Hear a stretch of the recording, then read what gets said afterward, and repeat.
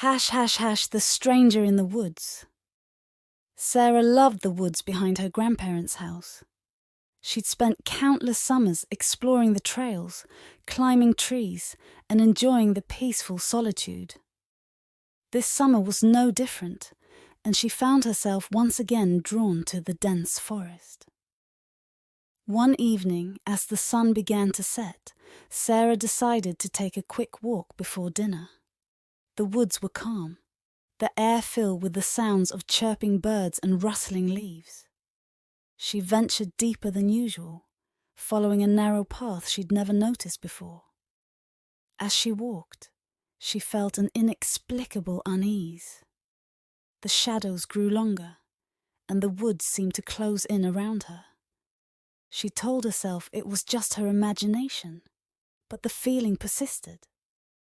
Suddenly, she heard a rustling in the bushes ahead. "Hello!" she called out, her voice trembling slightly. There was no answer. She took a cautious step forward, and a figure emerged from the shadows. It was a man, tall and thin, with a scruffy beard and piercing eyes. He looked out of place, like he didn't belong in the serene forest. "Lost, are we?" he asked, his voice low and gravelly. Sarah's heart raced. "No, just taking a walk.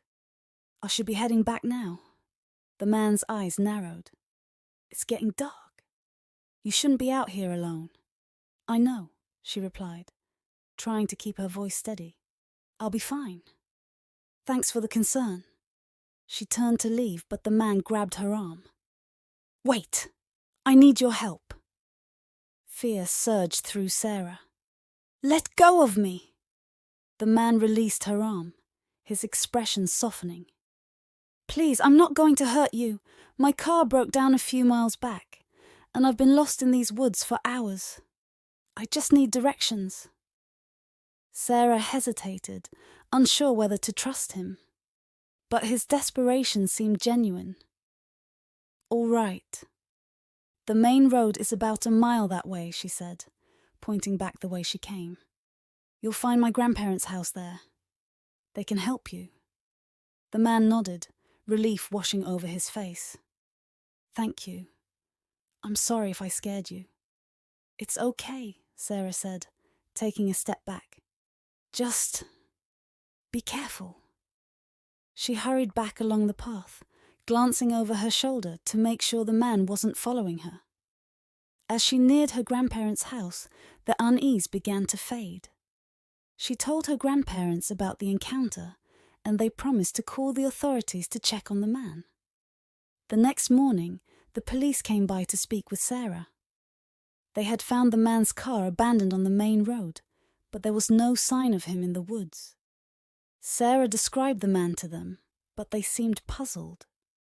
"There's been no report of a missing person matching that description," the officer said. "Are you sure you saw him?" "Yes, I'm sure," Sarah insisted. "He said he was lost and needed help." The officer exchanged a glance with his partner. "We'll keep looking, but it's strange. It's like he vanished without a trace."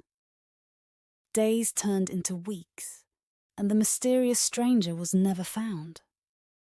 Sarah couldn't shake the feeling that there was something more to the encounter, something she couldn't quite understand.